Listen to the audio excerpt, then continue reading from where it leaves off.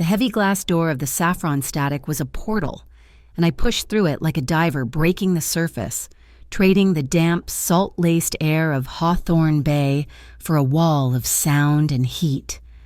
Inside. The bass wasn't just something you heard, it was a physical presence. A frantic heartbeat thrumming up through the soles of my boots and into my ribs. Amber lights, thick as honey, swept across the room in lazy arcs, painting fleeting portraits on the faces of strangers. A bead of sweat traced a path down someone's temple, catching the light like a tiny, falling star. The air was dense with the smells of expensive cologne, spilled gin, and the collective exhalation of 100 bodies seeking escape. This was my escape, too. A self-prescribed trial by fire. 1 year. It had been 1 year of rebuilding, of gluing the shattered pieces of Marin Cole back together after Tyler Holt had walked away, leaving behind a silence that echoed louder than any argument we ever had. Tonight was about proving I hadn't just survived the wreckage, I had built something new from it. My eyes, trained by years behind a lens, scanned the crowd, instinctively framing shots, capturing details, the flash of a silver ring on a gesturing hand, the way a woman's red dress swirled like liquid fire as she turned, the taut line of a man's jaw as he watched the dancers. I wasn't the Marine I used to be, the ballerina who lived for precision and applause, whose world was confined to the perfect lines of a stage. That girl had been fragile, easily broken. Now, I was a freelance photojournalist. My stage was the gritty, sprawling port of Hawthorne Bay, and my subject was the silent, illicit commerce that flowed through its veins like a poison. I hunted shadows and whispers, chasing down rumors of unauthorized shipments that moved under the cloak of night. It was dangerous, messy work, and it was the only thing that made me feel whole. And then I saw him. Tyler. He was leaning against the polished mahogany of the main bar, a crystal glass of whiskey cradled in his hand.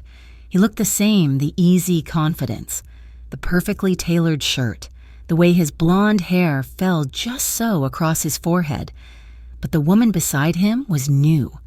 She was radiant, laughing at something he'd said, her teeth a perfect, bright white against her crimson lipstick. She touched his arm, a casual, proprietary gesture that sent a jolt of acid straight to my stomach. Pride, that old, stubborn ghost, rose up in my throat, hot and demanding. I felt the floor tilt beneath me, the carefully constructed walls of my new life threatening to crumble. I wouldn't let him see it. I would not let him see me break. I took a steadying breath, the air tasting metallic on my tongue. That's when a voice, low and smooth with an undercurrent of something I couldn't quite place an Italian-American cadence, perhaps weathered by time, and the city spoke from just beside me. You look like you're about to either cry or write an obituary. I turned. A man had appeared out of the shifting throng, a pocket of stillness in the club's chaotic energy. He was dressed in a dark, impeccably cut suit, but there was nothing corporate about him. He wore no tie, the top button of his shirt undone. His wrists were bare, and on one, a thin, silvery scar cut a delicate line across the skin. But it was his eyes that held me. They were dark and calm, possessing a quiet intensity that seemed to absorb the flashing lights around us. A gaze as steady and deep as the night tide pulling at the bay. He wasn't looking at me with pity or curiosity. He was simply observing, reading the scene. My reply came out sharper than I intended. Maybe I'm doing both. A corner of his mouth tilted up. Not quite a smile, an efficient use of grief. His gaze flickered past me, towards the bar. It was a fractional movement, almost imperceptible, but I saw it. His eyes settled on Tyler for a single, frozen second in their dark depths. A flicker of recognition ignited, cold and sharp as a shard of ice, and then it was gone. Extinguished as quickly as it had appeared, the placid surface was restored, but I had seen the disturbance beneath. He knew him, or he knew of him. The thought sent an unsettling chill down my spine. My resolve hardened. I wasn't a victim in his story anymore. I wasn't the ghost at his feast. I turned my back on the bar, on the past, and looked straight at the stranger beside me. The dance floor was a writhing sea of bodies, a blur of motion and color. It was an escape. It was a stage. "Could you dance with me?"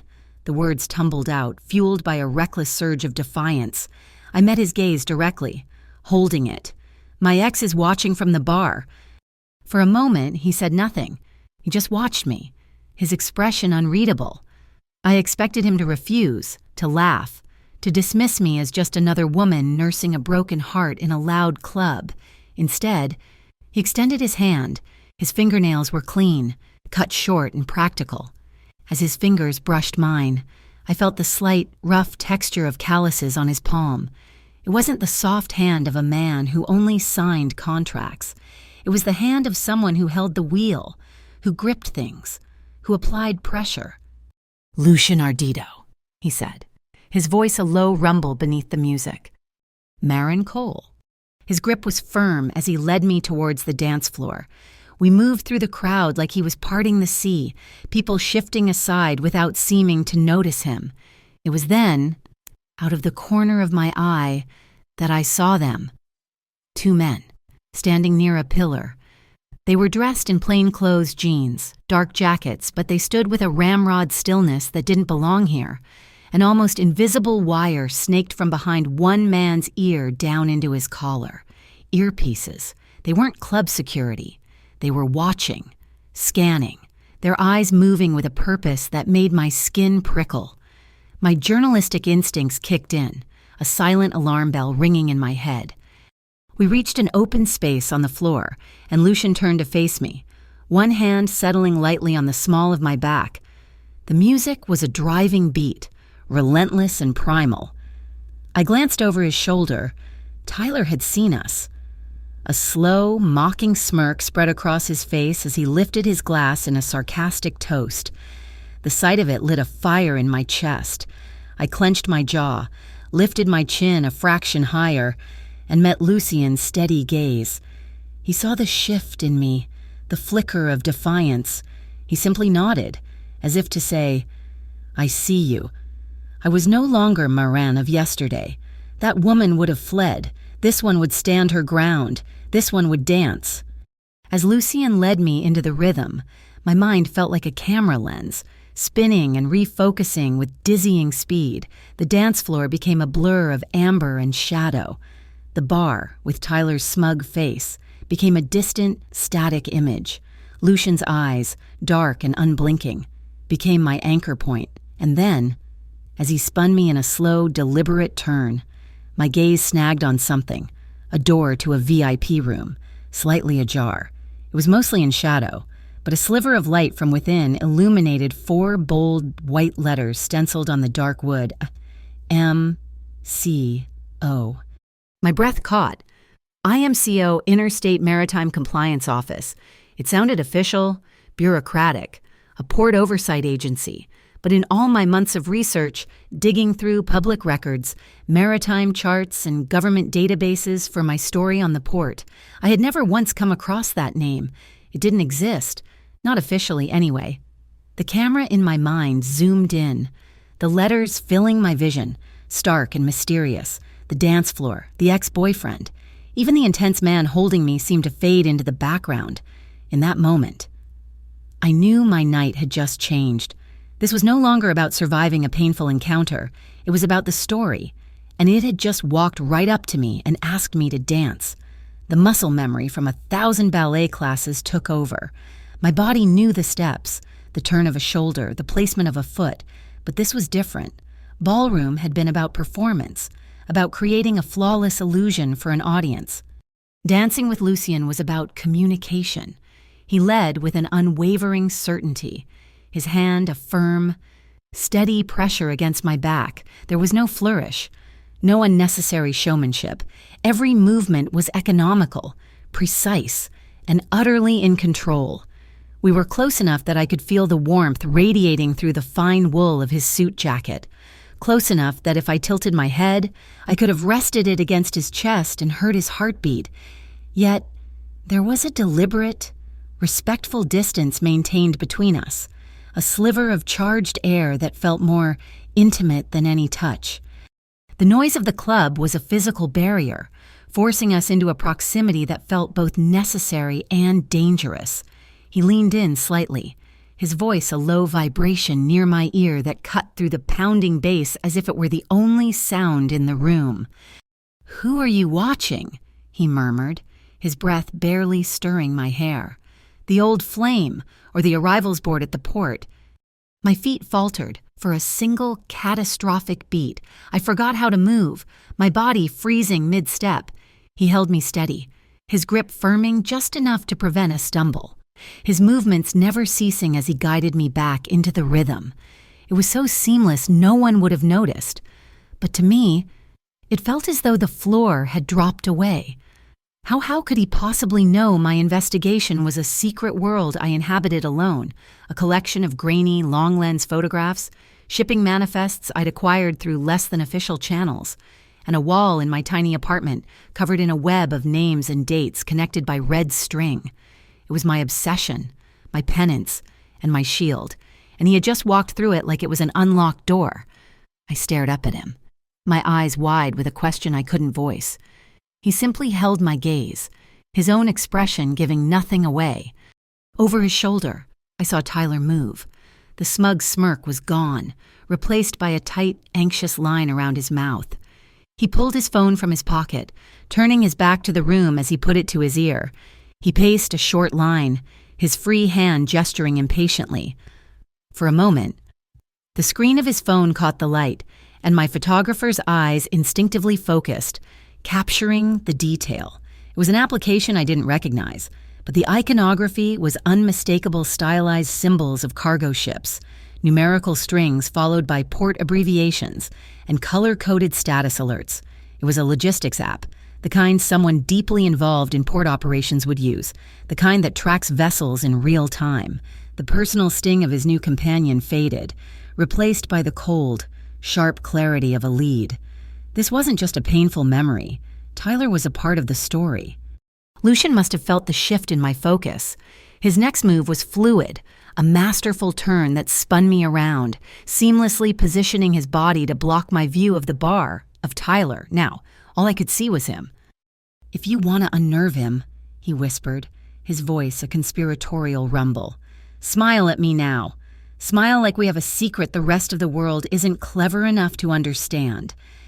It was a dare, a manipulation, and I took it, a part of me, the part that still ached with Tyler's betrayal, wanted to inflict a small measure of the same confusion he'd left me in. I let a slow, genuine smile spread across my face, tipping my head slightly as if he'd just shared the most delicious secret. I let my gaze soften, holding his as if he were the only person in this crowded, throbbing room. From the corner of my eye, I saw the result. Tyler's head snapped back in our direction. His knuckles went white as he gripped his whiskey glass, his entire body going rigid. The cool, confident facade shattered, revealing the raw anger beneath. He had been so sure of his power over me, of his ability to cast me aside and remain unaffected. This me, with this man, sharing a secret smile was a variable he hadn't accounted for. As we moved, I became acutely aware of how Lucian was watching me. It was an unnerving, analytical gaze. He wasn't looking at my body in the way most men in a club did. His eyes weren't drawn to the neckline of my dress or the length of my legs. Instead, he seemed to be cataloging data, the rhythm of my breathing, the exact moment I shifted my weight before a turn, the tension in my shoulders. He was reading me, not as a woman, but as a system of movements and responses. He was learning how I operated. The knowledge was both frightening and strangely validating.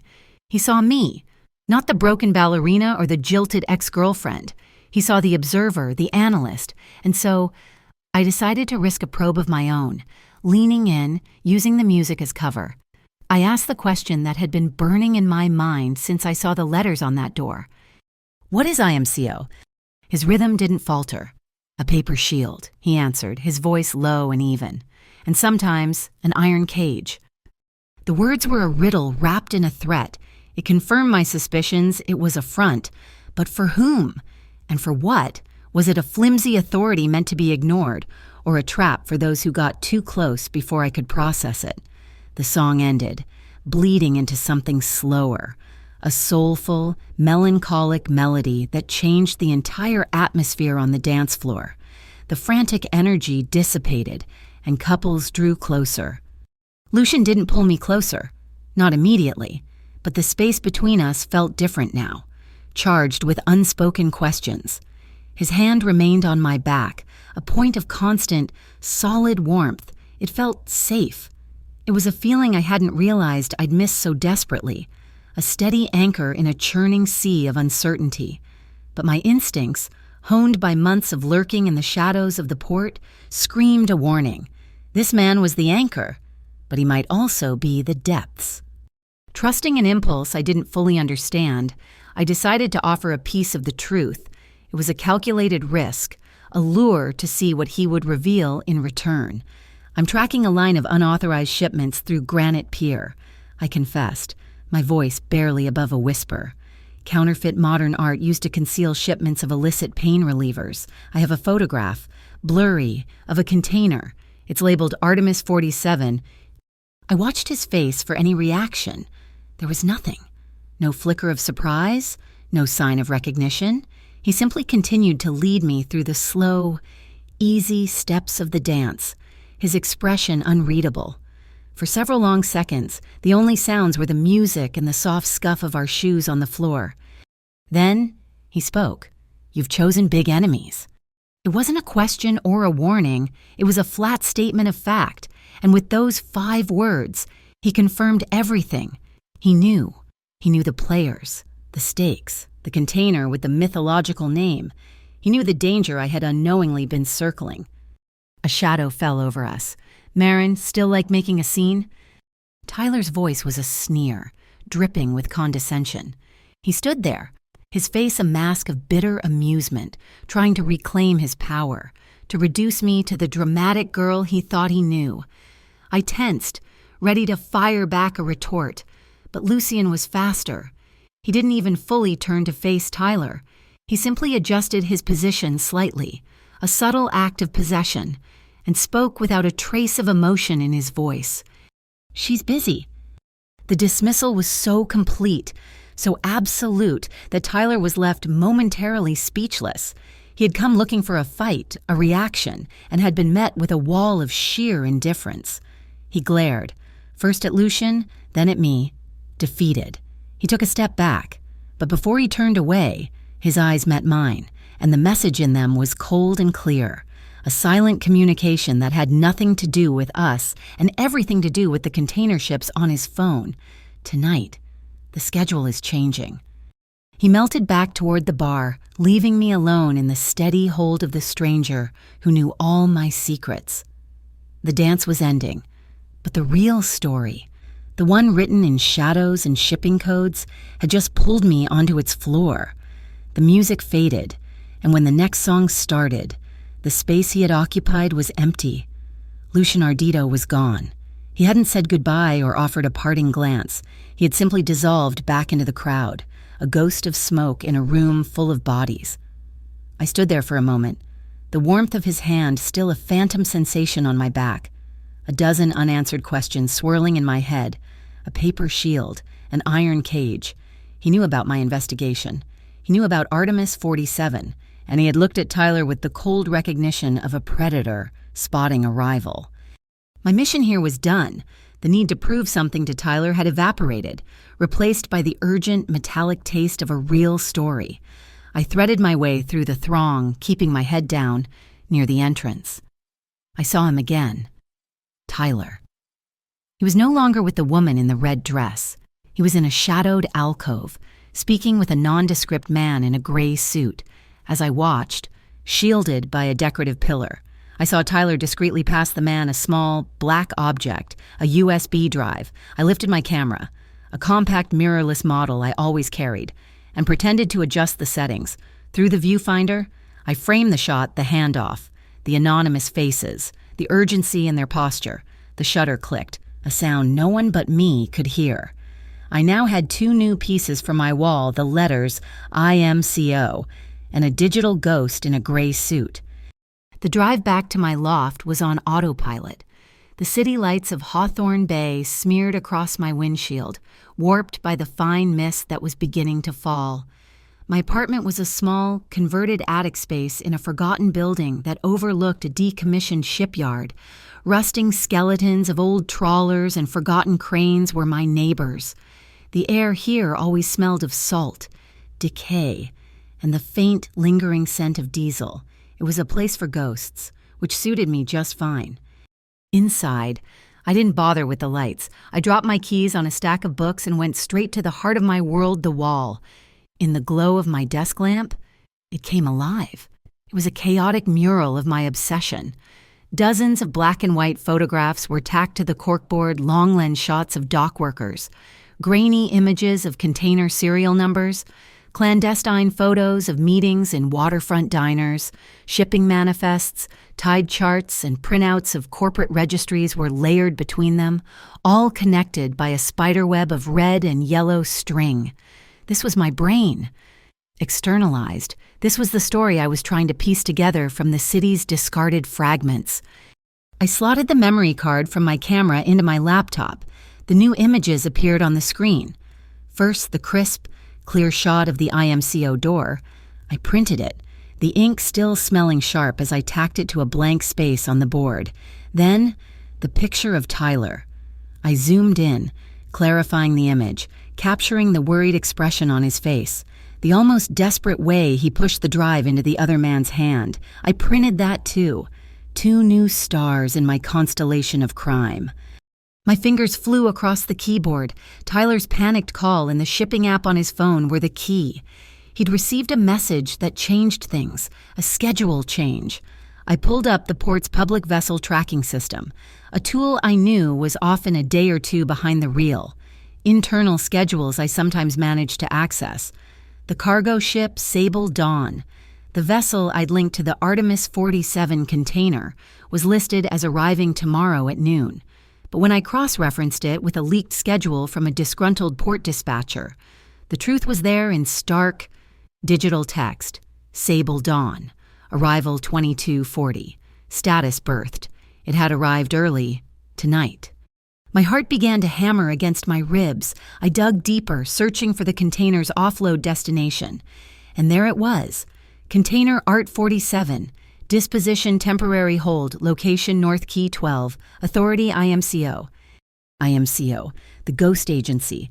The paper shield. It was all happening now. They were moving the shipment. Tyler's job was to facilitate it, to ensure the digital and financial pathways were clear. This was it. The core of the operation.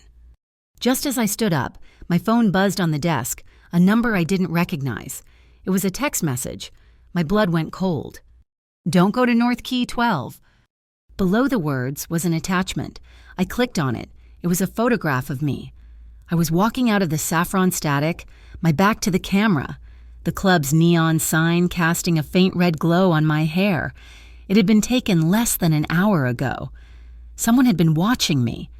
Someone knew who I was, where I was going, and what I was looking for.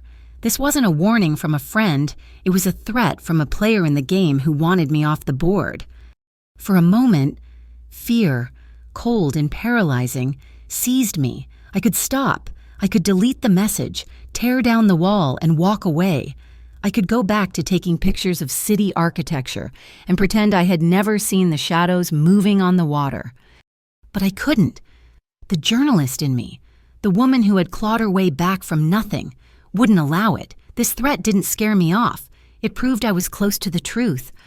I grabbed my camera bag, a small scanner that could detect density and metallic signatures, and my keys.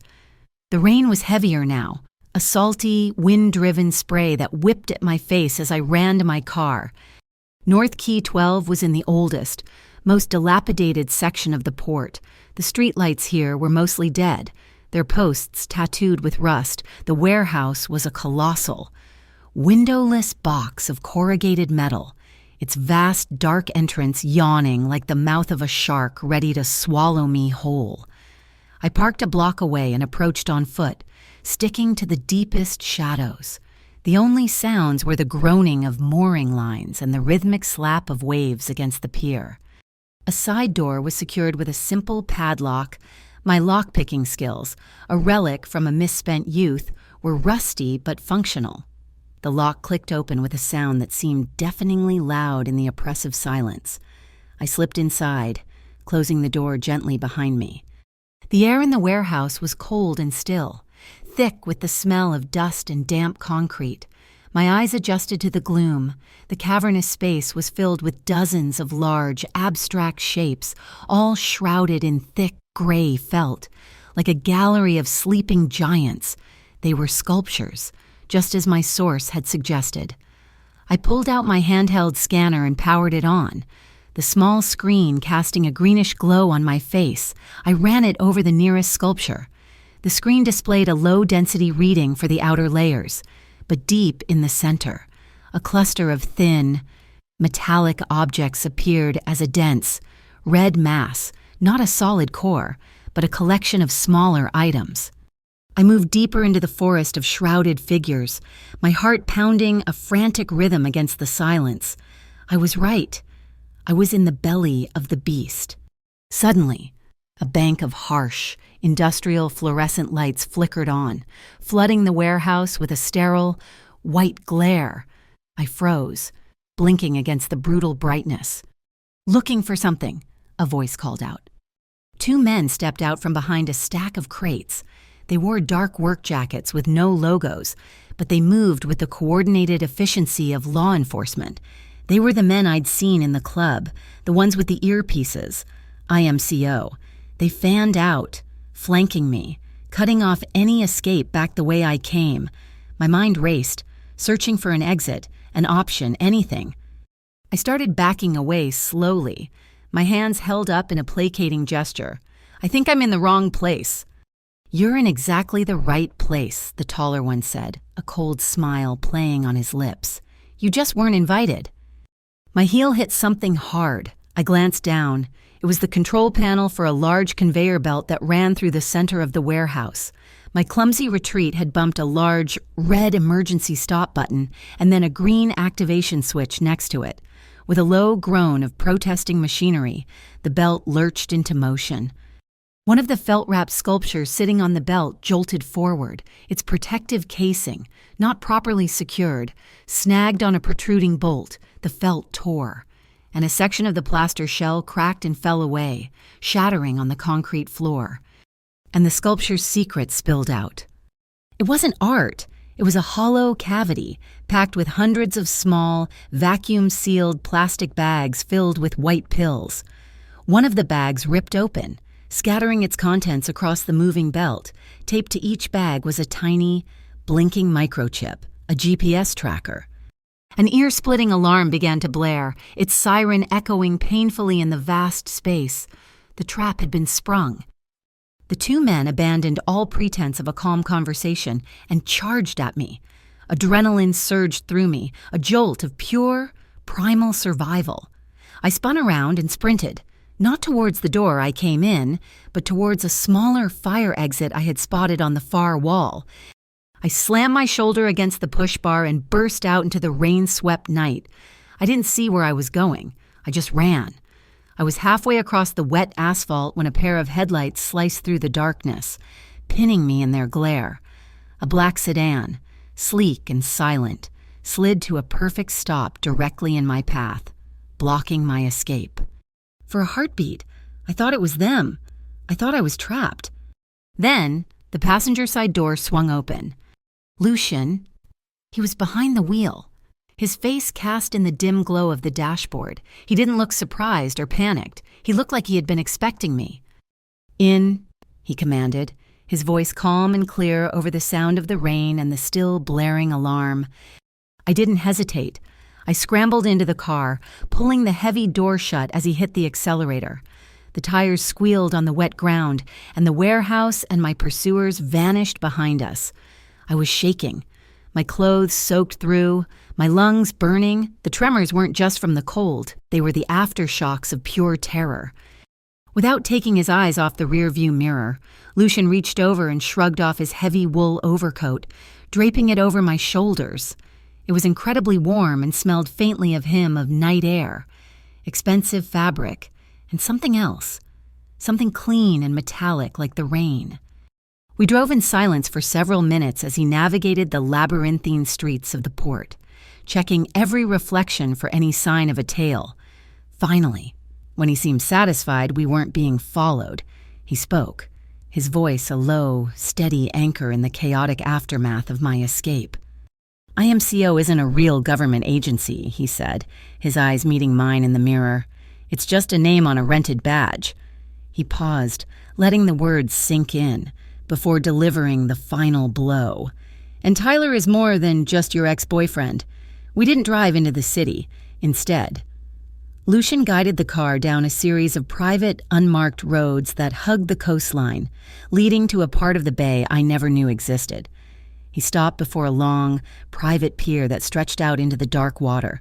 At its end stood a building that seemed to be made entirely of glass and steel, a stark, modernist jewel box floating on the waves, the Astoria Pier House.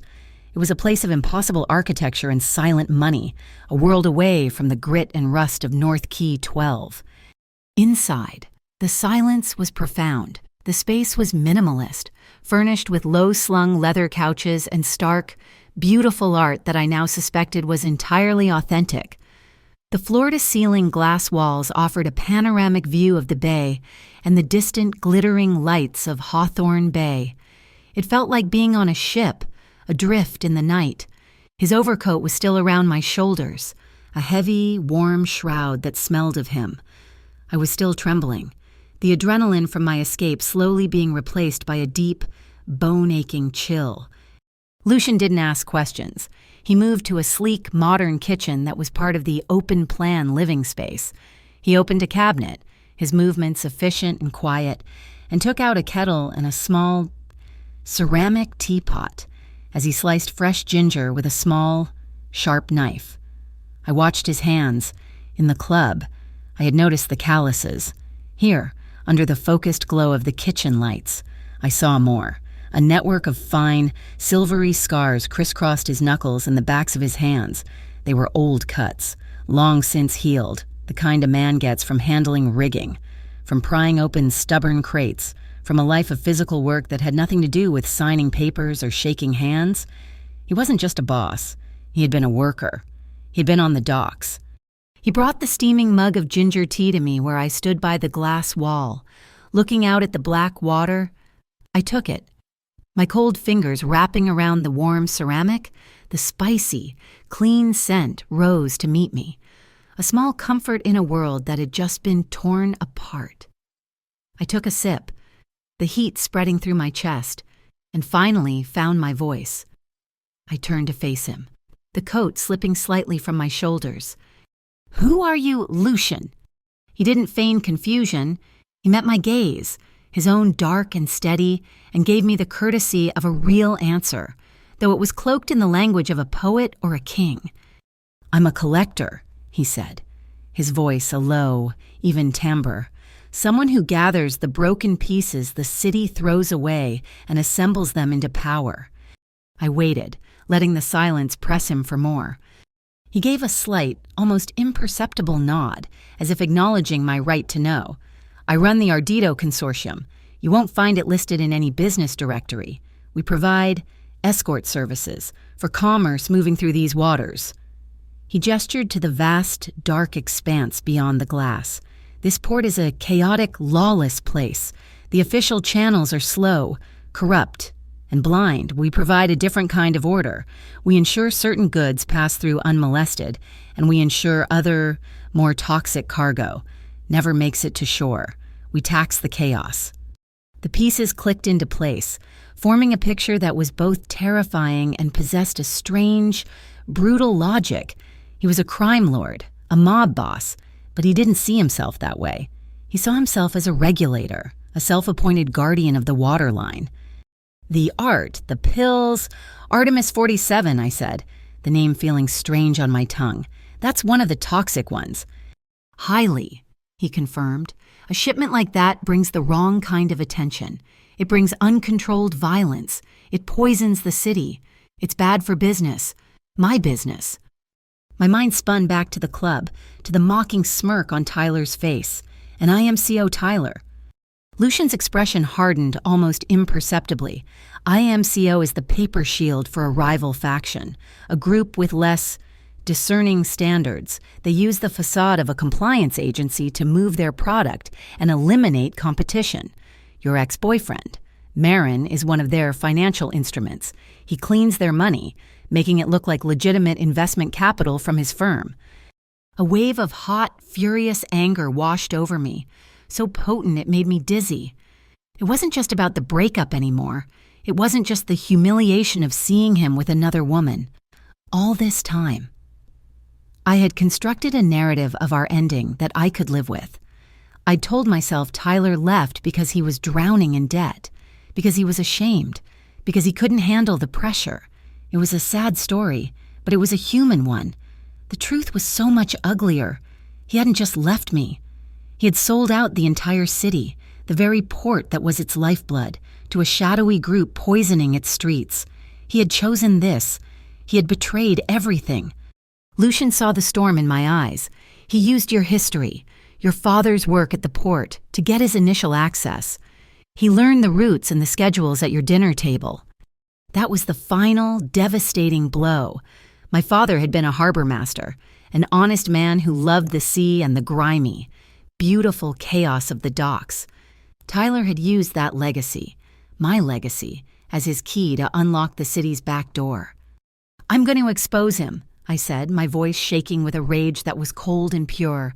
"I'm going to publish everything, the photos, the shipping manifests, IMCO, all of it." "And you'll be dead before the story even hits the server," Lucian stated, not as a threat, but as a simple, unassailable fact. These people don't just issue rebuttals to the press. Marin, they eliminate the source. He took a step closer. "But there is another way, a way for you to get your story and stay alive." He was proposing a deal. I could feel it. "What way?" "You give me your evidence," he said. "The photographs, the manifests, everything you have on Artemis 47. You go home, you lock your door, and you wait. I will use what you've given me to intercept the shipment and dismantle their operation from the inside. I will handle it." "And what do I get?" I asked, my voice laced with suspicion. "You get the story of a lifetime," he said, his eyes intense. "Once it's over, I will give you an exclusive. I will lay out the entire operation for you, a rival syndicate, a corrupt port authority official who takes the fall, a heroic, anonymous source. It will be a neat, tidy narrative with a clear villain and a satisfying conclusion. It will be worthy of a Pulitzer, and it will keep my name and the true nature of this port out of it." I stared at him, my mind reeling.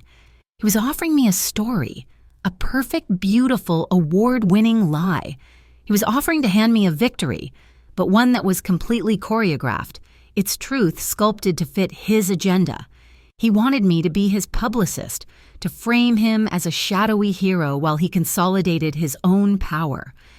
"No," I said, the word coming out sharp and final. He raised an eyebrow. "No. No, I don't report on choreographed stories. Lucian, I'm a journalist. I report on the truth, the whole messy, complicated truth. That includes you. That includes the Ardito Consortium and its tax on chaos. I will not be a pawn in your game for control of the waterfront." "This isn't a game." His voice dropped, losing its detached calm for the first time, replaced by a raw, jagged intensity. He took another step, closing the distance between us until we were barely a foot apart. "This is survival. You walked into a war zone tonight armed with a camera. I'm offering you armor, and you're throwing it back in my face out of some misplaced, naive belief in the purity of the truth." "My belief isn't naive," I shot back, stepping forward to meet his challenge, my own anger flaring. "It's all I have left. It's the one thing Tyler couldn't take from me, my integrity, and I am not for sale. Not to him, and not to you." We were so close now. I could feel the heat coming off him. see the flecks of gold in his dark eyes.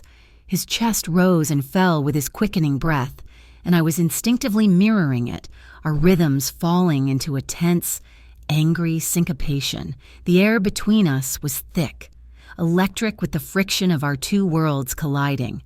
His pragmatism against my principles, his power against my truth, and beneath it all, a current of something else, something undeniable and dangerous, was pulling us closer, a tide of pure, magnetic attraction. He seemed to feel it, too. The anger in his eyes softened, replaced by something more complex, something vulnerable. He broke the stare first, his gaze dropping to my mouth for a fraction of a second before lifting back to my eyes.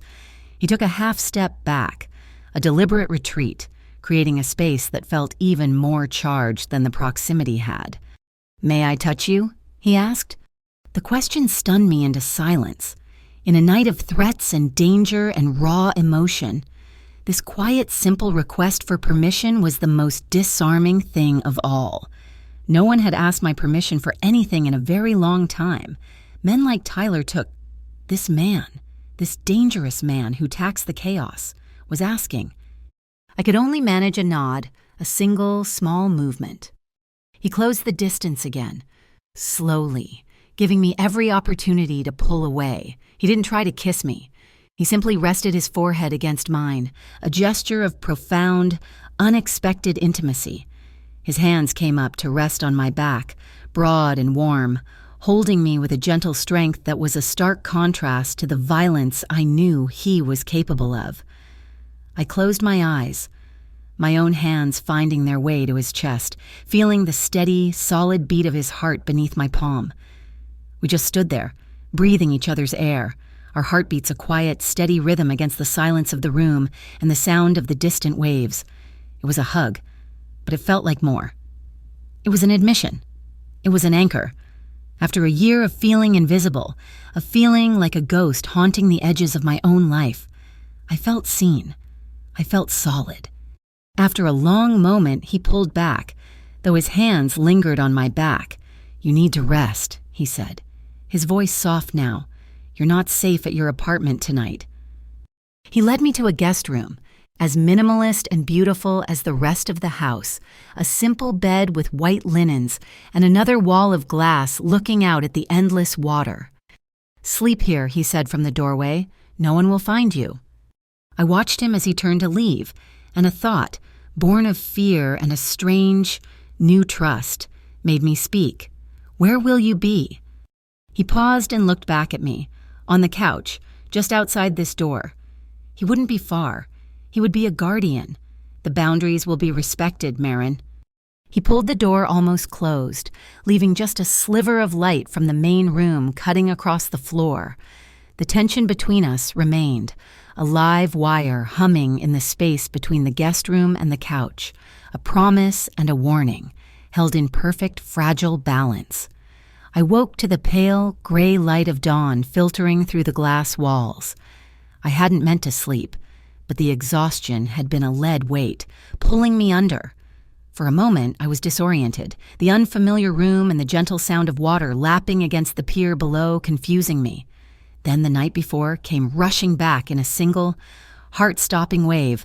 The club, the warehouse, the pills, the escape. I sat up. Lucian's coat still pulled around me. On a low table beside the bed, a single sheet of paper lay next to a fresh mug of tea. It was a hand-drawn map, sketched with clean, precise lines. It was a schematic of Granite Pier. He'd marked the location of the IMCO warehouse, the patrol routes of the dock security, and the blind spots in the security camera coverage. A new time was circled in red ink next to a notation for a container crane. 11:40 p.m. Tyler's message about a schedule change had been intercepted and understood. This wasn't a surrender, it was a countermove. Lucian was standing by the glass wall, a silhouette against the morning sky, a phone pressed to his ear. He was speaking in low, rapid Italian, a language I didn't understand but whose cadence was all business. He finished his call and turned to me, his face unreadable. "They're moving it tonight," he said, stating the obvious. They know their first location is compromised. They'll be nervous. It's our best chance." He handed me a tiny, flesh-colored earpiece. It was small enough to be hidden by my hair. "My team will be on the ground, blended with the night shift crews. You will be up here." He tapped the drawing of the gantry crane. "You have the photographer's eye. You see things other people miss. You will be our lookout. If anything deviates from the plan, if you see something that feels wrong, you say one word into the mic." "What word?" "Amber," he said. "Just Amber. And we will create a new plan." The hours that followed were a blur of tense preparation. By nightfall, the air was electric. The rain had returned, a fine, persistent drizzle that blurred the halogen lights of the port into golden halos. Dressed in dark, practical clothing, I climbed the endless series of iron ladders to the operator's cab of the gantry crane. My camera bag slung securely over my shoulder. The cab was a small glass box suspended in the sky, giving me a god's-eye view of the entire quay. The earpiece in my ear was silent, but it was a tangible link to Lucien, a tether in the darkness, through my telephoto lens. The scene below sprang into sharp focus. I could see Lucien's men, indistinguishable from the other dockworkers in their hard hats and high-visibility vests, moving into position. At precisely 11:35 p.m., a convoy of 2 black sedans and a flatbed truck rolled onto the pier, stopping near the new warehouse. Tyler stepped out of the lead car. He was flanked by several men in dark jackets with the IMCO logo embroidered on the chest. It was a full-blown inspection team, a show of force meant to intimidate the regular port staff into looking the other way. A crane operator began the slow, deliberate process of lifting a container from a stack. I zoomed in, my heart pounding. The stenciled code was visible under the harsh lights. Artemis 47, but something was wrong. Over the original white letters, a new code had been hastily spray-painted in black Arado 19. They had relabeled it. A simple but effective trick to confuse any manifest checks. The scene played out with a tense, almost theatrical slowness. The newly christened Arado 19 was lowered onto the flatbed. The IMCO men watched, their arms crossed, a perimeter of false authority. Tyler paced back and forth, speaking into his phone. It all seemed too simple, too obvious. My instincts screamed that it was a performance. I started scanning the rest of the area, my lens sweeping across the stacks of containers, the parked vehicles, the shadows between the buildings. Amber, the word was on the tip of my tongue.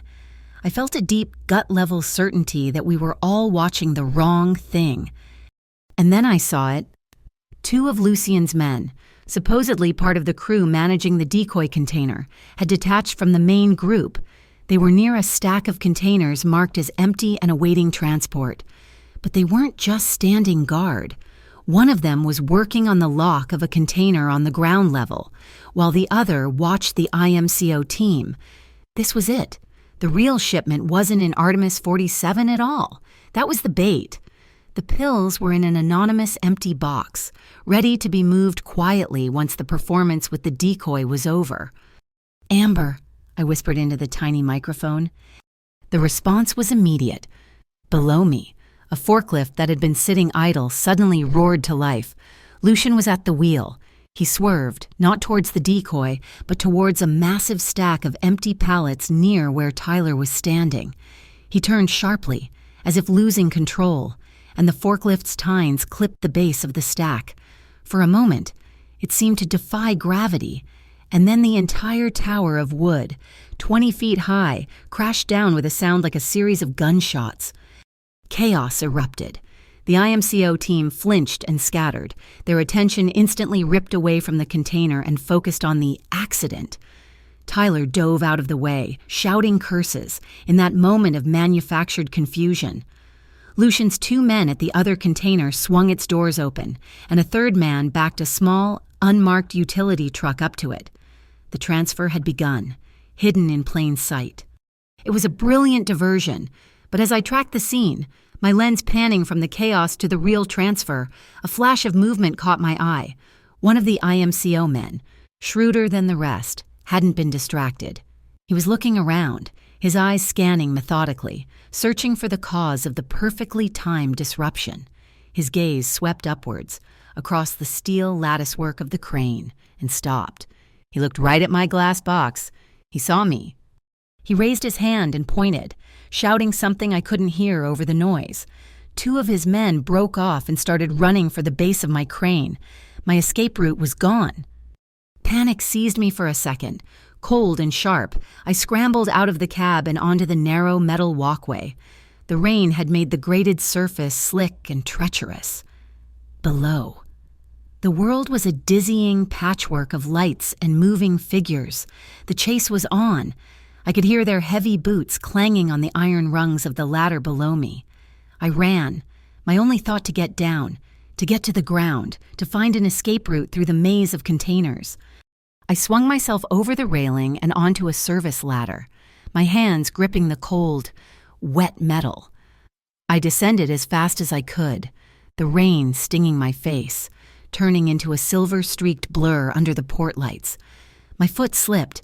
For a terrifying second, my full weight was held by just my hands.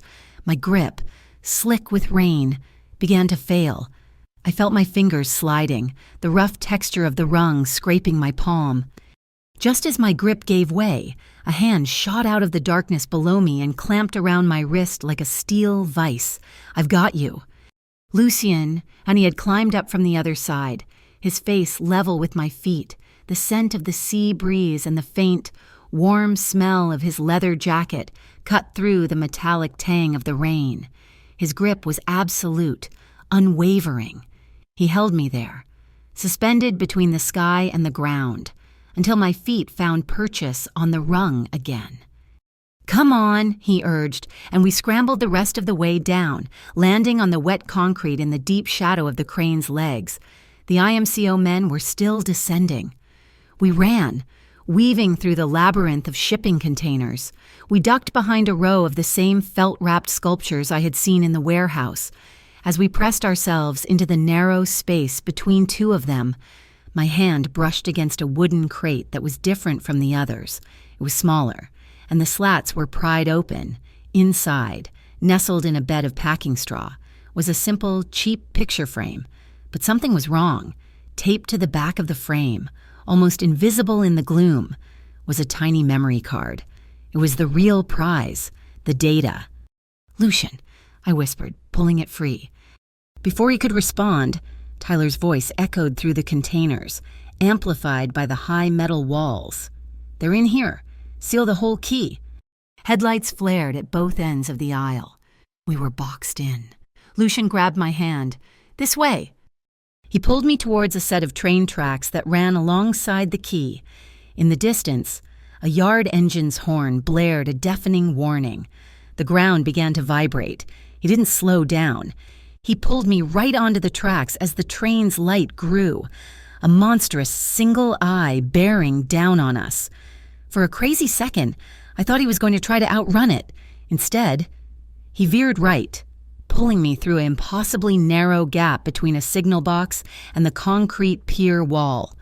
We pressed ourselves flat as the train thundered past, a blur of screeching metal and rushing air that was so close I felt the heat from its wheels. We had made it through by inches. Moments later, we were back in his sedan, speeding away from the port, leaving the sirens and shouting behind us. I was shaking again, but this time it was different, Annette. It wasn't fear. It was the wild, exhilarating aftermath of being saved, of having survived. It was the raw, undeniable thrill of being alive.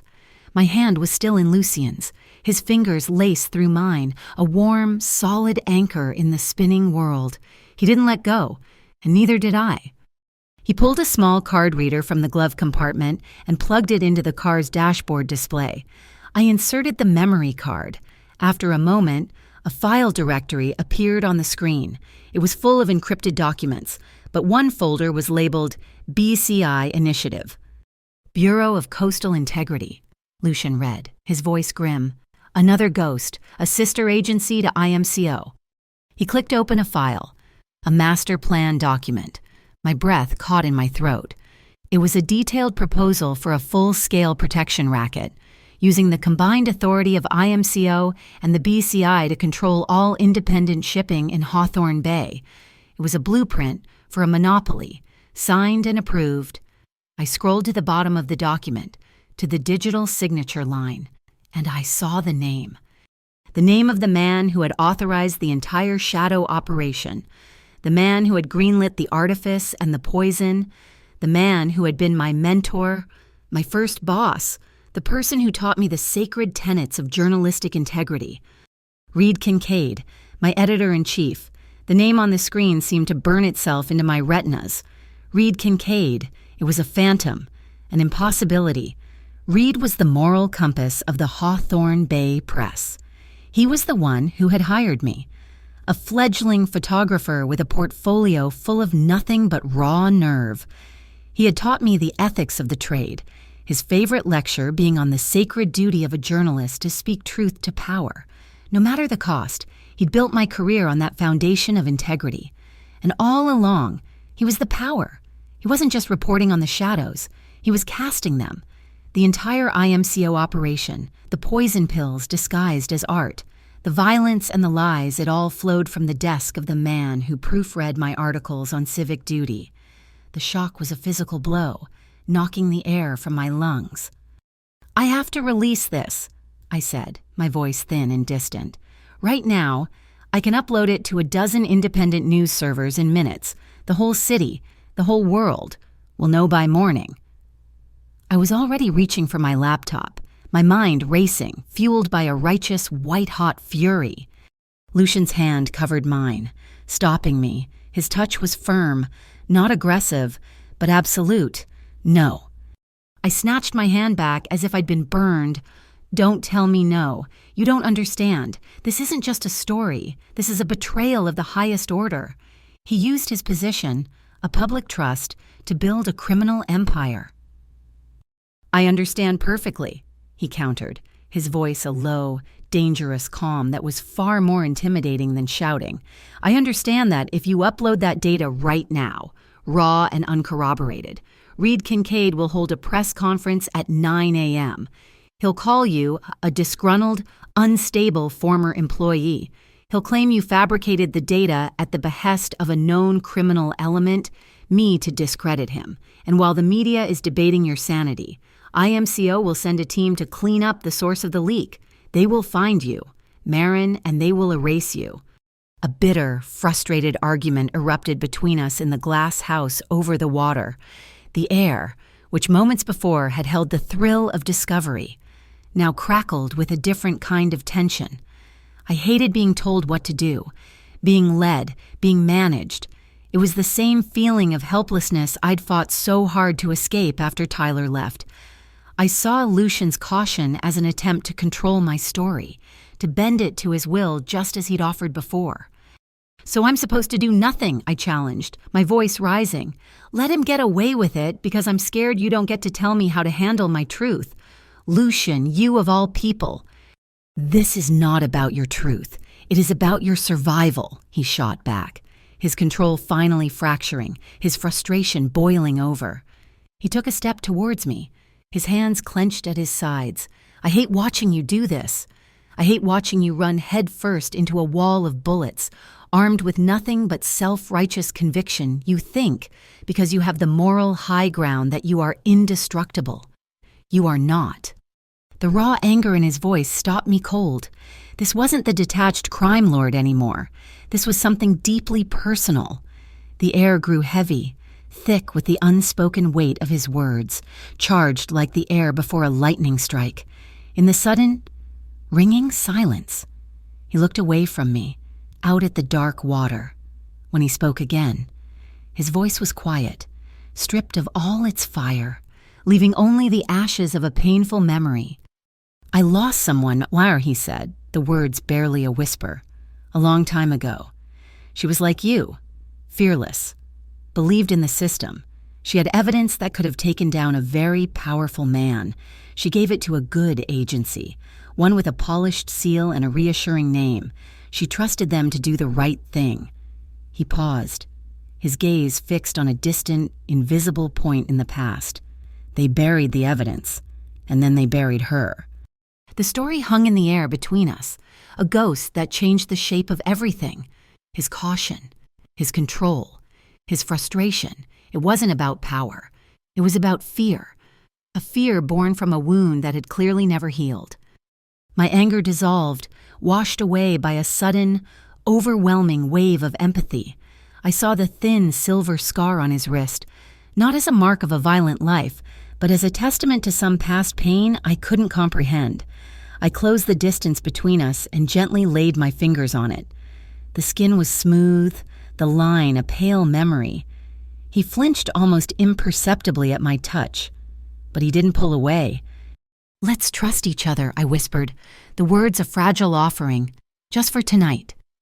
He turned his head slowly, his dark eyes searching mine, looking for the catch, for the angle. He found none.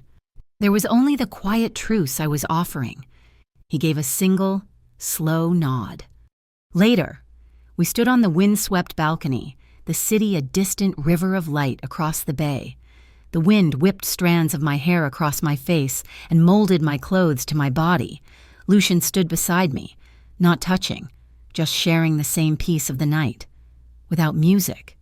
He turned to me. "May I?" he asked, his hand hovering in the space between us. I nodded, and he gently took my hand, pulling me into a slow dance. His other hand rested on the small of my back, a point of warmth against the cool night air. We moved together, a silent conversation of shifting weight and quiet steps, our bodies learning each other's rhythms. He guided me in a slow turn, and as I came back to face him, he lowered his head. "Is this okay?" he murmured, his breath warm against my cheek. "Yes," I breathed. He leaned in and kissed me. It wasn't a kiss of sudden, explosive passion, but one of deliberate, profound discovery. It was a question and an answer all at once. My fingers, which had been resting on his shoulders, tingled as a tremor of feeling ran up my arms. A deep, spreading warmth ignited in my chest, chasing away the last of the night's chill and a year's worth of loneliness. My own heartbeat, which had been a frantic, panic drum for the last 24 hours, began to fall into rhythm with his, a steady, powerful beat that felt like coming home. I felt my back arch instinctively, pressing me closer to him as his hand slid up my spine. His touch, a firm, reassuring pressure. My breath hitched, a sharp, involuntary intake of air as his lips parted mine.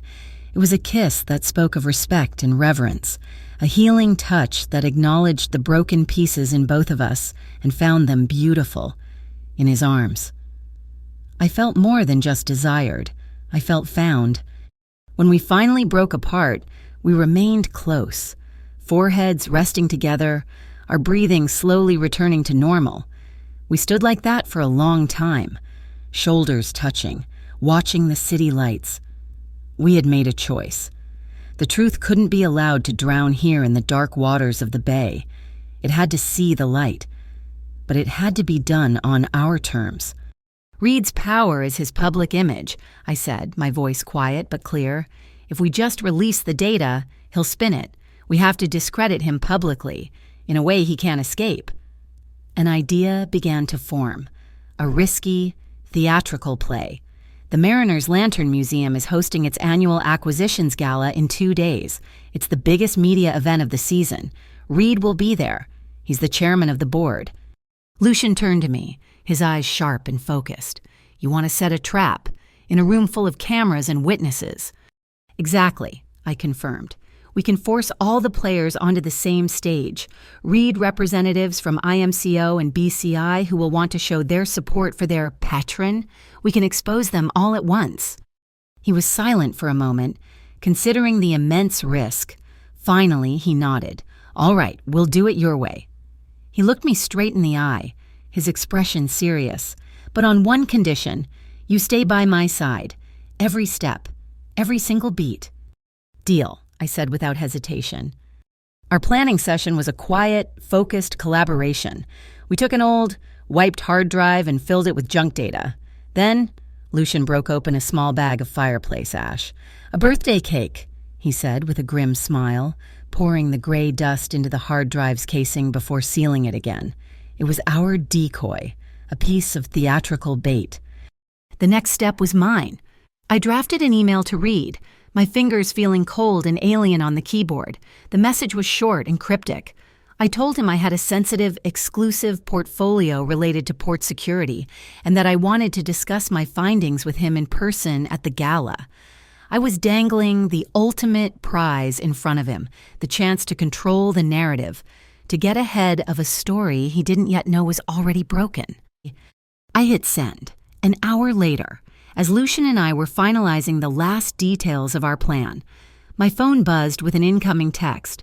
It wasn't from Reed. It was an unknown number, the same one that had warned me away from the warehouse. "You still don't understand." The message read, "I was the one trying to save you." A second message followed immediately. "Meet me before the gala, alone, or he'll let you take the fall for everything." It was from Tyler. The dress was my armor. It was a slip of bronze satin that fell like liquid metal, clinging and flowing in a way that felt both elegant and dangerous. I had bought it myself, with money earned from a series of stark, honest portraits of shipyard welders. It was a declaration of independence. I was not a +1, not a guest on someone else's arm. I was Marin Cole, and I was here to burn down the temple of a false god. Lucian waited for me at the bottom of the stairs at the pier house. He wore a dark suit, tailored to perfection, but had forgone a tie. The collar of his crisp white shirt was open, and his cuffs were unbuttoned, his scarred wrists left bare. It wasn't an oversight, it was a statement. He was in this world of champagne and polite lies, but he was not of it. He would not let them chain him, not even with silk. His eyes drank me in, a slow, appreciative sweep that was so intensely personal it felt like a touch. He offered his arm. "Ready to go to the ball." "Ready for the war," I corrected, and his lips curved into a rare, genuine smile. We walked into the grand atrium of the Mariners' Lantern Museum, and a hush seemed to follow us. The air, which had been buzzing with the conversations of Hawthorne Bay's elite, stilled for a moment. Heads turned. I felt hundreds of eyes on us, the collective gaze of the city's power brokers trying to decipher who we were. Lucian was an unknown variable in their carefully curated world, and I was the disgraced reporter's protege, now on the arm of this magnetic, dangerous mystery. We were an anomaly, a disruption, and they could feel it. A slow, smoky jazz tune drifted from the live band on the mezzanine, without a word. Lucian led me to the edge of the polished marble floor. He put a hand on my back, and we fell into a slow, easy dance.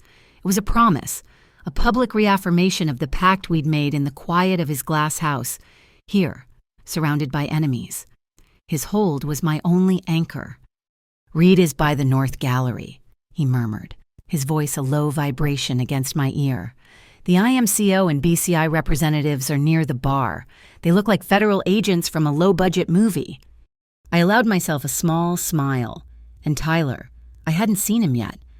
"He's a ghost, not here yet, or staying hidden." Our dance was interrupted by a familiar, booming voice. "Moran, my dear, I was so thrilled when I got your message." Reed Kincaid stood before us, his face a perfect mask of paternal warmth. He was handsome in a silver-haired, distinguished way, the very picture of journalistic integrity. He opened his arms and gave me a brief, social hug that felt like being embraced by a snake. His eyes, however, were all for Lucian. He extended a hand. "Reed Kincaid, I don't believe we've had the pleasure."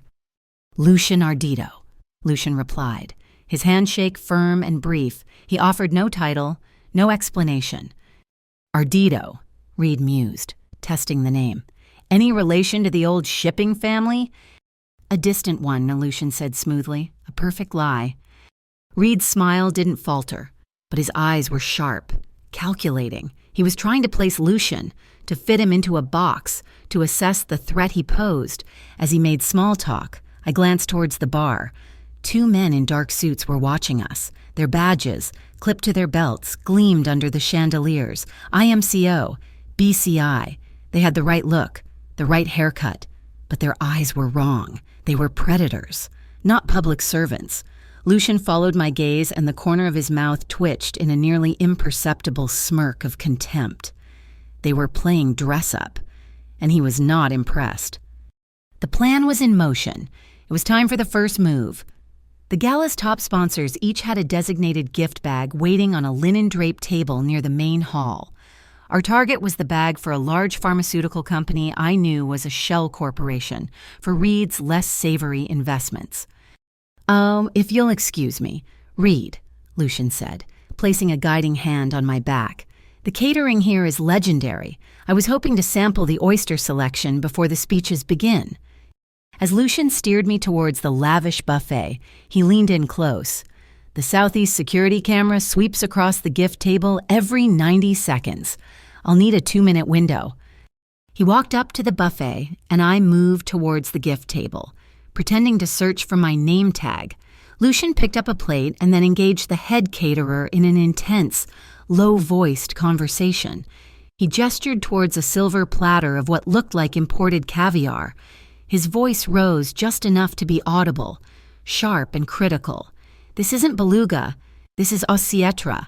For $5,000 a plate, I expect the host to know the difference. It was a perfect piece of theater. The caterer looked horrified. A floor manager rushed over. Several nearby guests turned to watch the quiet, compelling drama of a wealthy patron making a fuss. And, just as he'd intended, the nearest security camera swiveled slightly to focus on the source of the commotion. That was my cue. With my back to the room, I located the target bag. My hands moved quickly, my heart hammering. I slipped the decoy hard drive, the birthday cake full of ash, from my small clutch and slid it deep into the bag, simultaneously palming the small, elegant box of handcrafted chocolates that was already inside. I closed the bag, turned, and walked away. The entire swap took less than 10 seconds. I needed air. I slipped away from the main floor and onto a small, curved staircase that led to a private upper gallery. The relative quiet was a relief. I leaned against the cool marble railing, my pulse slowly returning to normal. He's not a hero. Marin, he's a tidal wave. I spun around. Tyler was standing in the shadows at the top of the stairs, his face pale and drawn. He looked nothing like the confident man I'd seen at the club. This was the man I remembered from the end of our relationship, haunted, cornered. He'll pull you under with the rest of the city, he continued, taking a step down towards me. You think you're using him, but he is using you as a battering ram to take out his competition. When the fighting is over, he'll be the only one left standing. Tidal waves don't hide in inspection vests. Tyler, I shot back, my voice cold. They don't need fake badges and shell companies. They just arrive. The words hit their mark. He flinched, the truth of his own small, cowardly role laid bare. His bravado crumbled. You don't understand, he pleaded, his voice cracking.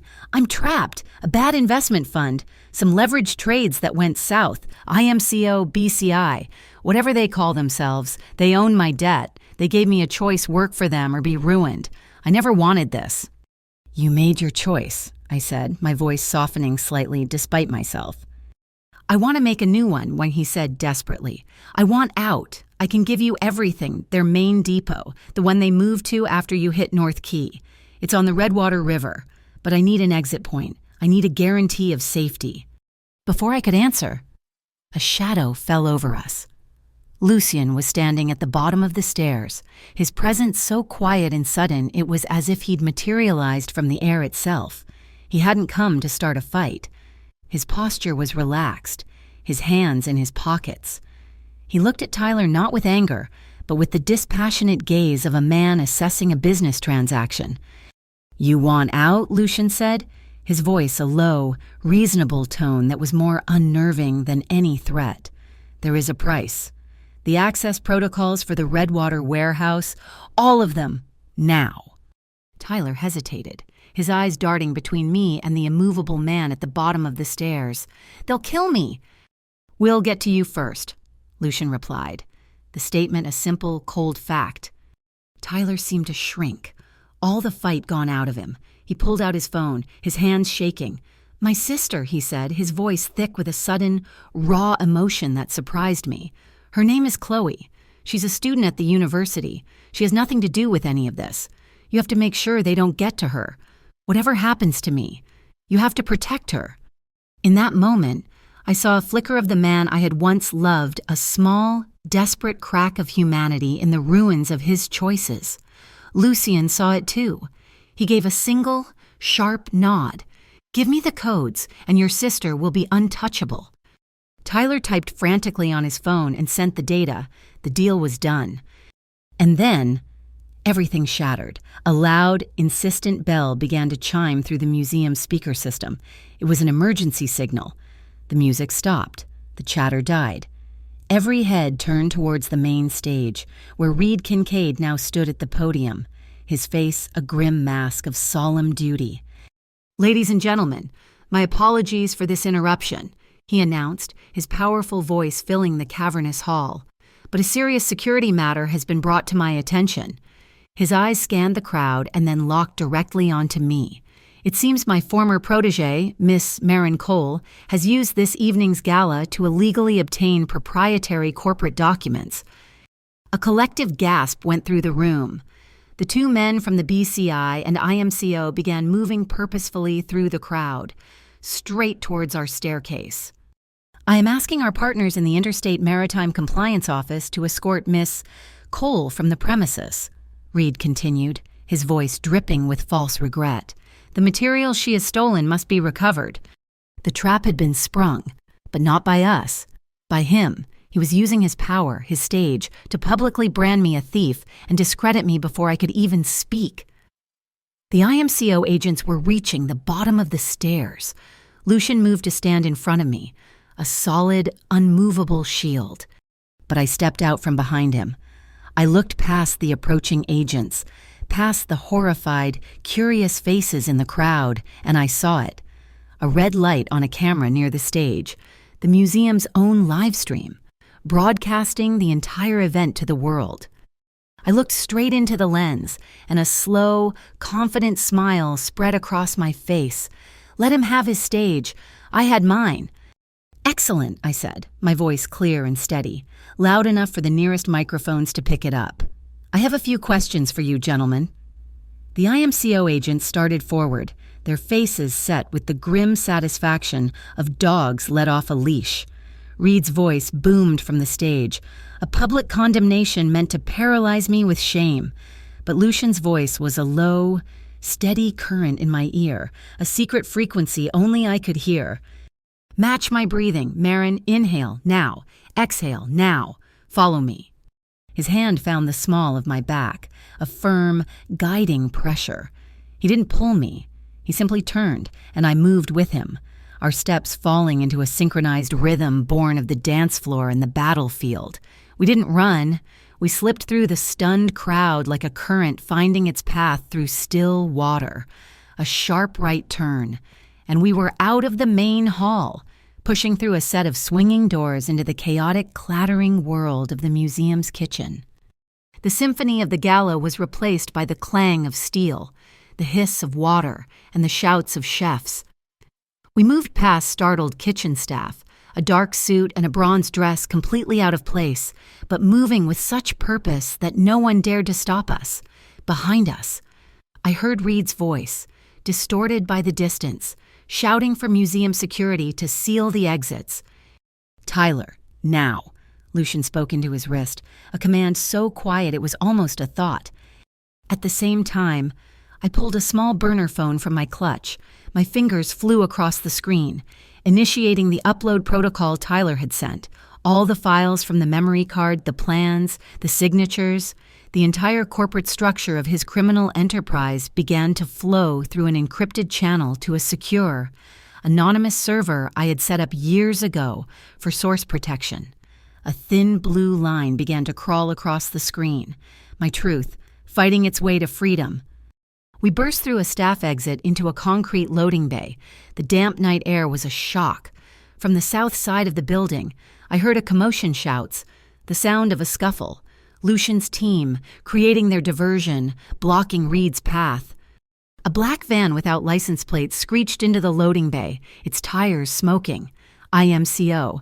They had anticipated this exit. But Lucien's car, the same sleek black sedan, was already there, engine humming, parked in the deepest shadows. He threw open my door, and I dove in, sliding across the cool leather. He was in the driver's seat a second later, and the world became a blur of motion. He threw the car into a hard reverse, spinning the wheel. The van lunged forward to block us, but Lucien was faster, whipping the car around in a 180-degree turn that sent my stomach into my throat. The tires screamed in protest as we shot out of the loading bay and onto the street. The van was right behind us, its engine roaring. Lucien didn't take the main roads. He plunged the car into the city's vibrant, chaotic heart, into the labyrinthine streets of the night market. The world outside became a frantic, flashing montage. Strings of red paper lanterns, the bright neon signs of noodle shops, the plumes of steam from food stalls, it all washed over the car's hood in waves of brilliant, disorienting color. He drove with a terrifying, fluid grace, not like a man escaping, but like a river carving its own path. My body was braced against the seat, but my mind was clear. I grabbed my camera from the floor. This was part of the story. 2. Through the windshield, amidst the jolts and sudden turns, I began to shoot. The pursuing van reflected in the rain-slicked street, the blur of frightened, curious faces in the market, the evidence of our flight. As we took a sharp corner, his left hand left the wheel and landed firmly on my thigh. It wasn't a romantic gesture. It was an anchor, a simple, physical statement in the midst of the chaos. I am here. You are safe. The panic that had been trying to claw its way up my throat receded. I looked at him. His eyes, focused on the road ahead, flicked to me for a single, intense second. In that shared glance, a silent pact was sealed, trust. It was a lockpick that unfastened fear. We outmaneuvered them, losing the van in the maze of alleyways. 15 minutes later, we were on the industrial outskirts of the city, pulling up to the Redwater warehouse. The place was dark and silent, but as we approached, a massive roll-up door began to groan open, a ghostly invitation from Tyler. Inside, the scene was surreal. This was no simple storage depot. This was the factory. In one corner, a bank of high-end 3D printers hummed quietly, extruding the hollow, plaster-like shells of abstract sculptures. In the center of the warehouse, a clean, almost clinical assembly line was set up. Machines were calibrated to count and bag the white pills. While workers would have packed them into the art pieces, this was where the poison was born. As the door sealed shut behind us, alarms blared to life, a cacophony of sirens and flashing red lights. From the riverside of the warehouse, another door slammed open, and a wave of black-clad figures swarmed in. IMCO's rapid response team. They moved like chess pieces, fanning out with tactical precision, armed and ready.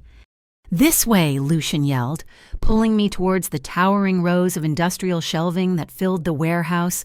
"Now!" he shouted to his men, who had already materialized from the shadows. Following his command, they began to shove the massive shelves, which were on rollers. The orderly aisles were instantly transformed into a shifting, unpredictable maze of steel and shadows. "I need to get higher," I yelled over the din. I pointed to a metal catwalk that ran the length of the warehouse ceiling. It was the perfect vantage point. He didn't question me. "Go. We'll keep them busy." I scrambled up a service ladder, the sounds of the fight erupting below me. From my perch, I had a panoramic view of the battle. It was a brutal, efficient dance. Lucien's team wasn't trying to win. They were trying to control and contain, using the maze they had created to isolate and neutralize the IMCO agents. I raised my camera. This was my moment. I photographed everything. The IMCO logos on their tactical gear, the 3D printers, the pill packing station, and then I saw it. On a clipboard hanging from a supervisor's station, a detailed inventory manifest for the raw materials. And at the bottom, a familiar, arrogant signature, digitized but unmistakable. Reed Kincaid. I zoomed in, the lens capturing the final, damning piece of proof. A figure scrambled up the ladder behind me. I spun around, my heart leaping into my throat, but it was only Tyler, his face slick with sweat, his eyes wide with terror. "You have to get out of here," and he gasped. "It's all Reed. It was always him.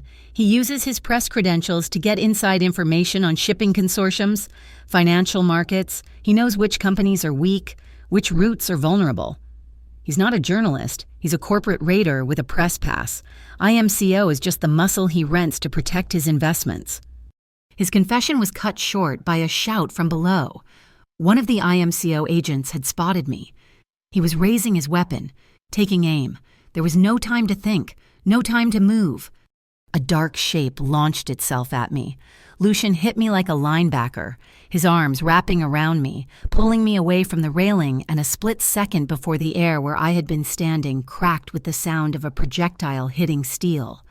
We tumbled off the catwalk and fell, landing with a soft, muffled thud in a massive pile of the gray felt they used to wrap the sculptures. He took the brunt of the fall, his body shielding mine. For a moment, we lay there, tangled together in the soft, dark material, the sounds of the fight seeming to come from a great distance. He pushed himself up, his face inches from mine, his breathing ragged. He ignored the chaos around us, his eyes searching my face with a desperate intensity. "Are you hurt?" he asked, his voice rough with adrenaline and concern. Before I could answer, I surged up and pressed a quick, fierce kiss to his cheek. It wasn't about romance. It was about life, a desperate, grateful promise of survival against the noise and the violence. "No," I breathed. "I'm not hurt." I scrambled for my burner phone. The upload was complete. With shaking fingers, I hit the final command broadcast, a live open feed, pushed directly to the Hawthorne FreeNet, the city's largest independent community news network. I was bypassing Reed. I was taking the truth directly to the people. A shower of sparks erupted from a damaged electrical conduit on the ceiling, raining down on a pile of flammable packing materials. A small flame flickered, then roared to life. The fire alarms joined the chorus of the security sirens. The warehouse was turning into a death trap. Lucian didn't hesitate. He scooped me up into his arms as if I weighed nothing, his grip strong and sure. "Hold on," he yelled. He ran, carrying me through the maze, his men falling into formation around us, covering our retreat. We burst through a side door onto an old iron bridge that crossed the river. The air was thick with smoke and steam hissing from the fire suppression systems. He set me down on the other side, his chest heaving. His men were already disappearing into the night, their job done. The warehouse behind us was now a raging inferno, a funeral pyre for Reed Kincaid's empire. Lucian looked at me, his face smudged with soot, his eyes burning with an intensity that matched the flames. "The end is at Quill Pier," he said, his voice a low, urgent command. "Go!" Quill Pier was a skeleton of rotting wood and rusted iron, jutting out into the black, churning water of the bay. The wind was a physical thing here, a relentless predator that tore at our clothes and screamed through the gaps in the old pilings. The fire at our backs was a memory, but the cold from the sea was a present, biting reality. My phone, the burner I'd used for the broadcast, was vibrating non-stop in my pocket. A frantic, buzzing nerve, I pulled it out. The Hawthorne FreeNet feed was exploding, and there, at the top of the feed, was a link to a formal press release from the Hawthorne Bay Press. The headline was a punch to the gut. Discredited reporter Marin Cole aligned with organized crime figure in attack on local museum. I read the words, and the world tilted. Reed's statement was a masterpiece of misdirection and character assassination.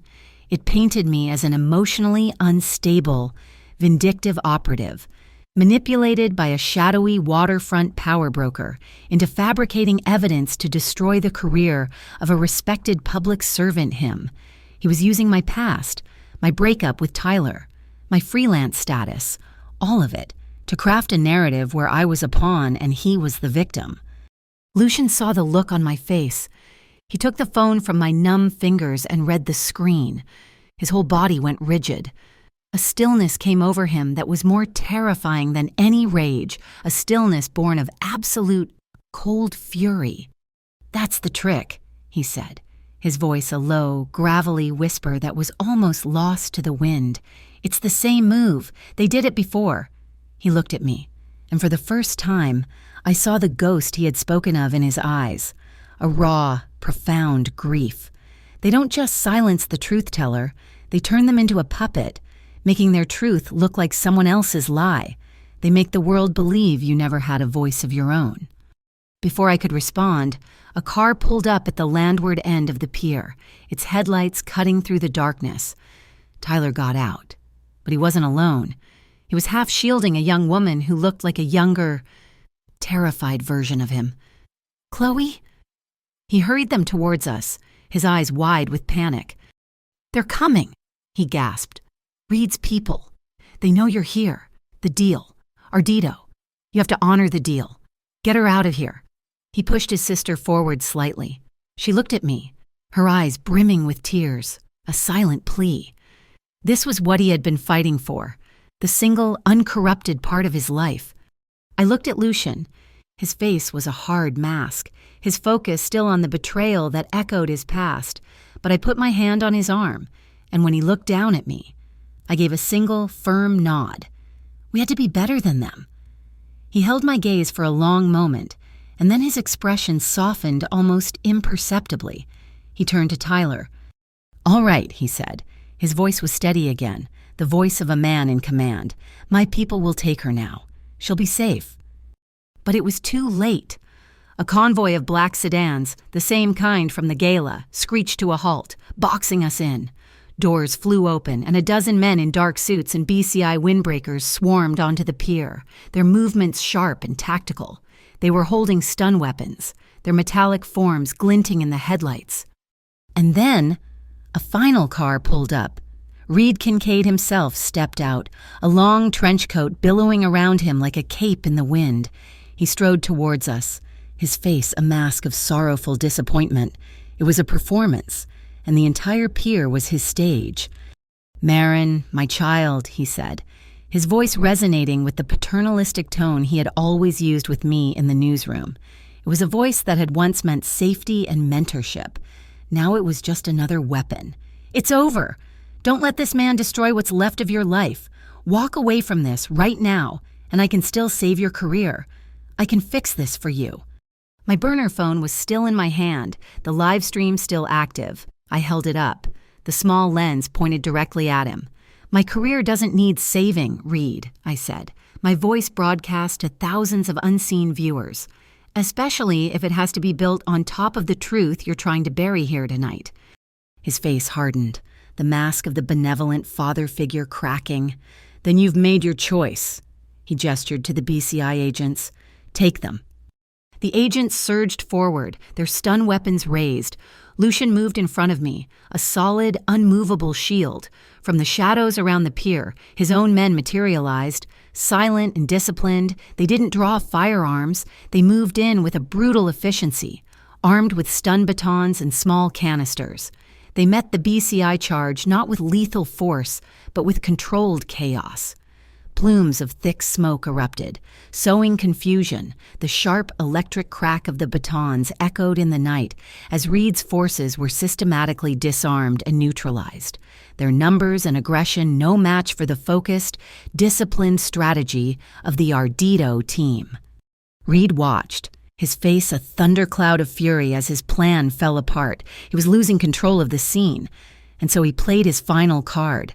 He turned, his face a mask of righteous indignation, and pointed directly at Lucian, ensuring every camera, including mine, was focused on him. "There is your puppet master," he boomed, his voice carrying over the sounds of the scuffle. "Lucian Ardito, the head of the Ardito crime syndicate.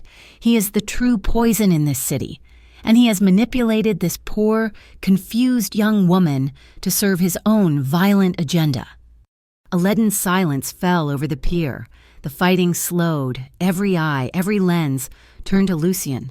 The accusation hung in the air, heavy and damning. He didn't flinch. He didn't deny it. He just stood there, a king in the ruins of a battlefield. He looked at me, and in his eyes, I saw the terrible weight of his dilemma, the final, impossible choice. "If I tell them the whole truth now," he said, his voice low and meant only for me, "your name will be tied to mine forever. You'll lose your job, your credibility, everything you've worked for. They'll never see you as anything but a gangster's mouthpiece." He paused, the wind whipping at his hair. "And if I stay silent, you'll lose your faith in me." He was offering me an out, an opportunity to distance myself, to save myself. But we had come too far. I looked at the man who had asked my permission to touch me, who had shielded me with his own body, who saw the ghost of a past loss in my own fight for the truth. I made my choice. I stepped forward and took his hand, our fingers lacing together. It was an answer, a declaration. I turned, holding our joined hands up for the camera to see, a symbol of our united front. "The truth is," I said, my voice ringing with a clarity that cut through the wind, "I was having a very bad night. I asked a stranger to dance with me to get myself back." My gaze swept over the BCI agents, the smoke, and landed squarely on Reed. "Everything else that happened, we will be happy to answer for, right after you answer for IMCO, the BCI, and the signature on the Redwater Manifest." Reed's face contorted with rage. He had lost the narrative. "Arrest them!" he screamed, his voice raw and desperate. "Arrest them all!" The remaining BCI agents moved to obey, but a figure stepped between us and them. Tyler. He stood there, arms spread wide, shielding me, shielding Lucien, but most of all, shielding his sister, who cowered behind him, for the first time in a very long time. He was choosing the right side. And then, a new sound cut through the night, a deep, deafening horn blast from the water. A massive barge that had been sitting dark and silent in the channel suddenly roared to life, its deck illuminated by a bank of floodlights, so bright they turned the night into day. Lined up on the deck, dressed in official navy blue uniforms, were the real, official officers of the Hawthorne Bay Police Department. The Freenet broadcast had been their signal. They had been waiting, listening, and now they were here. Reed Kincaid froze, his mouth half open, the color drained from his face. He had orchestrated this entire confrontation, believing he was the director, the sole authority on this pier.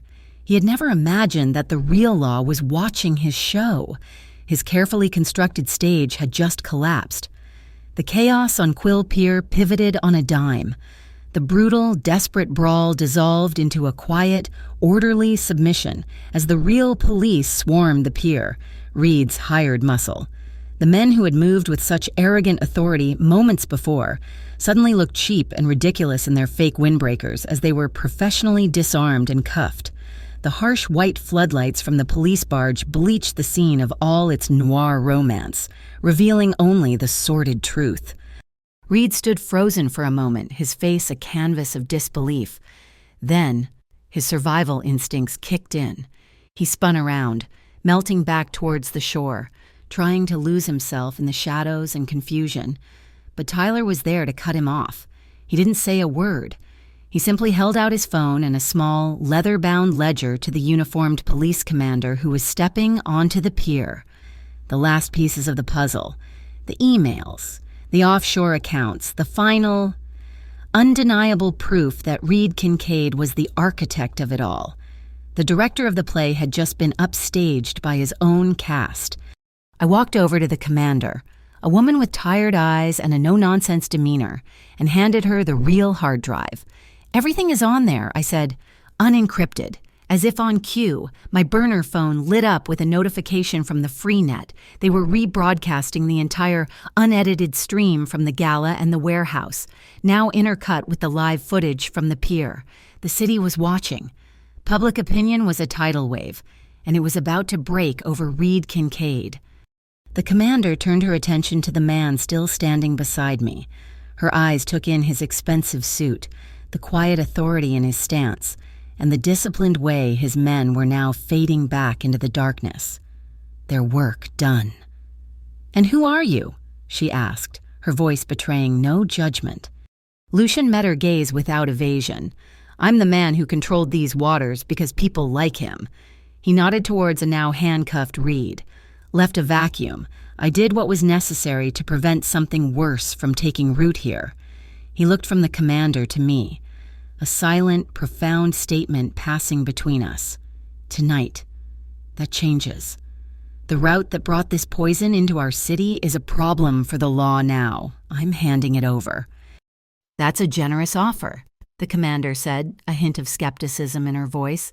"But your own operations, your tax on chaos, they don't just get a pass." "I don't expect one," Lucian stated calmly.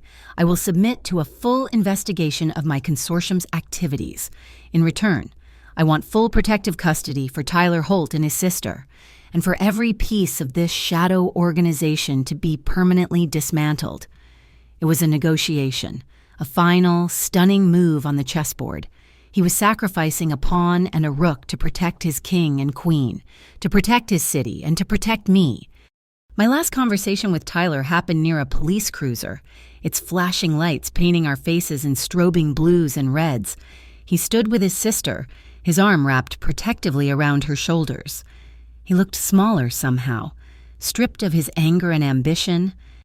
"Thank you," he said, his voice quiet, "for doing the right thing at the end." "We're done now, Tyler," I replied, not with anger, but with a quiet finality. "From here on, we're just a story that's over." He nodded, a flicker of the old sadness in his eyes. "Be careful with him, Marin," he whispered, glancing at Lucien. Then he turned and guided his sister into the back of a waiting car. A new chapter of his life beginning under the watch of the very law he had tried to outrun.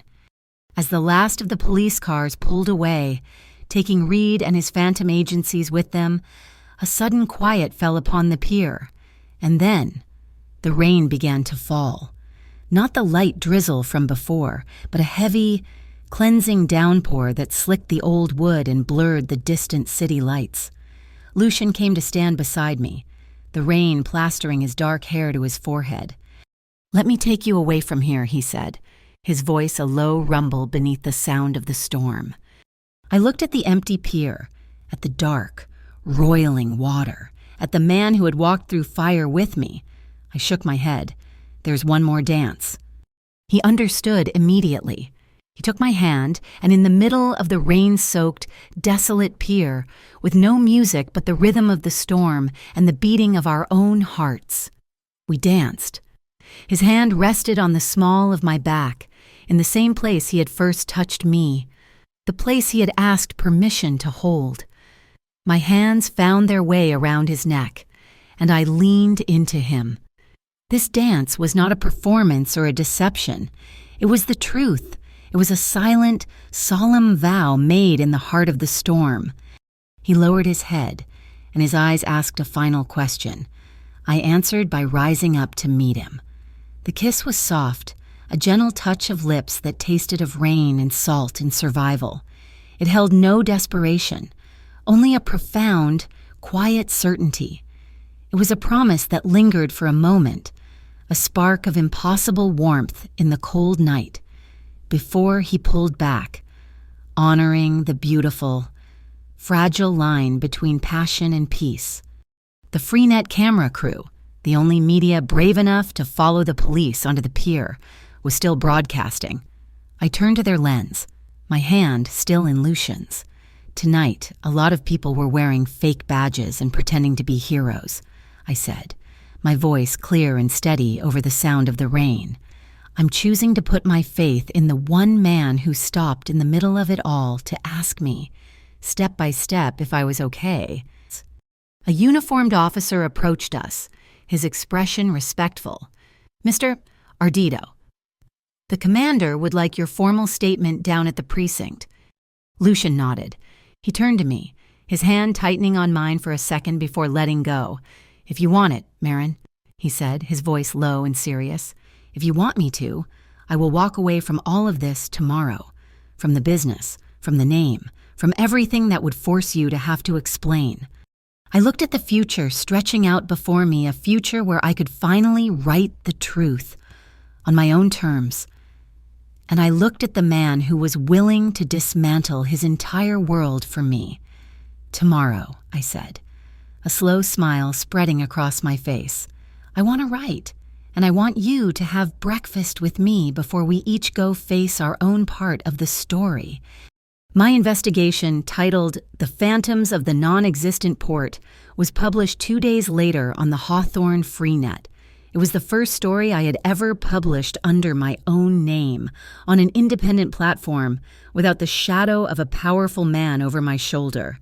It was a victory, won on my own 2 feet. The final scene of our story didn't happen on a rain-slicked pier or in a burning warehouse. It happened a week later, at a small sunlit diner called the Blue Kettle, overlooking the bay. The coffee was hot, and the air smelled of salt and fried bacon. I looked across the table at Lucian, who was watching me with a quiet, easy smile. I leaned forward, a playful glint in my eye. "Could you dance with me?" I asked, my voice a conspiratorial whisper. "My ex is watching from the bar." He laughed, a rich, genuine sound that filled the small diner. He reached across the table and took my hand. "Even if no one in the world was watching, Marin," he said, "I would still dance with you." He stood up and pulled me to my feet, and there, in the middle of the crowded diner, he took me in his arms. The shutter on the camera of my mind came down, capturing the final, perfect image. The climax was over. The knots were untied, and our future was an unwritten page, waiting for a new story to begin. Thank you so much for listening to this story. I'd love to see where you're all tuning in from, so drop a comment below with your city or country, and let's connect over our thoughts on Marin and Lucian's journey. If you enjoyed this, please subscribe to my channel, Mafia Boss Stories, and give this video a like. And if you really want to support the channel, hit that hype button to help more people discover this story. Your support means the world.